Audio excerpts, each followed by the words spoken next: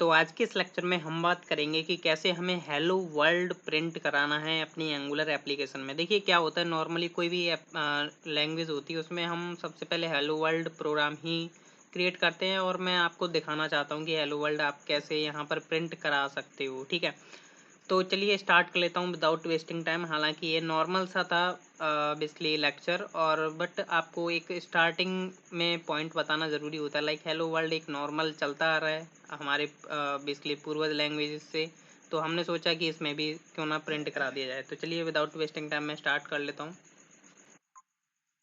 तो अभी होता क्या है, नॉर्मली एंगुलर एप्लीकेशन जब रन होती है तो आपका जो कुछ पेज है ना वो कुछ इस तरीके से नज़र आता है, जो नॉर्मल आप एप्लीकेशन क्रिएट करते हो लोकल पर। ठीक है, तो इन सब को हम रिमूव करके कैसे हम अपना हेलो वर्ल्ड अपना बेसिकली प्रिंट करा सकते हैं, तो कैसे हम करेंगे। तो बाय डिफ़ॉल्ट आपको पता होगा कि एंगुलर एप्लीकेशन में आपको एक ऐप कंपोनेंट मिलता ही मिलता है। ठीक है, तो ऐप कंपोनेंट जो होता है वो काफ़ी ज़्यादा इंपॉर्टेंट है, जो कि एक रूट कंपोनेंट बोल सकते हो जैसे आप। ठीक है, तो यहाँ पर इसकी 4 फाइल्स मिलती हैं आपको।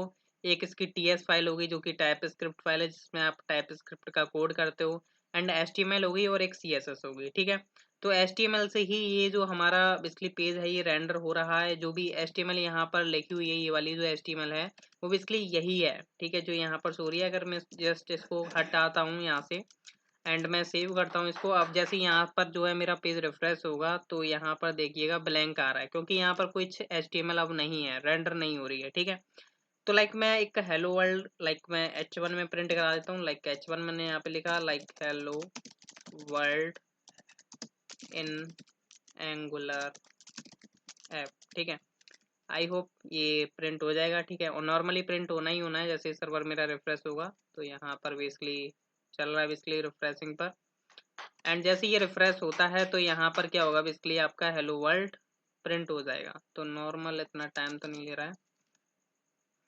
एप्लीकेशन रिफ्रेश, हाँ अभी हो चुका है। देख सकते हो यहाँ पर आपका hello world in Angular app आ चुका है। तो ये बेसिकली नॉर्मल एक छोटा सा प्रोग्राम था जिसमें आप हेलो वर्ल्ड प्रिंट करा सकते हो। मतलब एक फ्लो पता होना चाहिए, जो कि अगर आपने पिछले लेक्चर्स नहीं देखे तो वो आपको दिक्कत देगा ये लेक्चर, वरना आपको दिक्कत नहीं आएगी अगर आपने ऑलरेडी हमारे पिछले लेक्चर्स देख रखे हैं, जिनमें मैंने काफ़ी डीपली बताया हुआ है कि क्यों ये ऐप कंपोनेंट क्या यूज़ हो रहा है यहाँ पर। ठीक है, एंड मैं आपको बता भी दूं, यहाँ पर आपका एक टाइटल होता है, जैसे कि आप यहाँ पर देख पा रहे हो ना, ये जो टाइटल आ रहा है। ठीक है, तो ये जो आपका ये बेसिकली अगर आप जाओ यहाँ पर index.html में, तो ये जो index.html में ये तो यहाँ से आ रहा है। ठीक है, और फिर ये जो टाइटल दिया होता है यहाँ पर, ये इसलिए इन्होंने टाइटल यूज़ किया हुआ था। ये अगर आप इसके अंदर कहीं यूज़ करना चाहते हो अपने HTML के अंदर तो आप यूज़ कर सकते हो। लाइक मैं एक नॉर्मल एक एग्जांपल दिखा देता हूँ, जो कि इसके इंटरपोलेशन होते हैं कुछ। तो आगे हम इनके ऊपर डीपली बात करेंगे। फिलहाल मैं एक नॉर्मल ओवरव्यू दे रहा हूँ बस। लाइक यहाँ पर जो है ना, आपको एक बाय डिफ़ॉल्ट जो है टाइटल मिल रहा है। अगर आप इसको यूज़ करना चाहते हो तो आप डबल कर्ली ब्रैकेट से स्टार्ट करें, एंड देन आप अपना वेरिएबल नेम लिख दो यहाँ पर।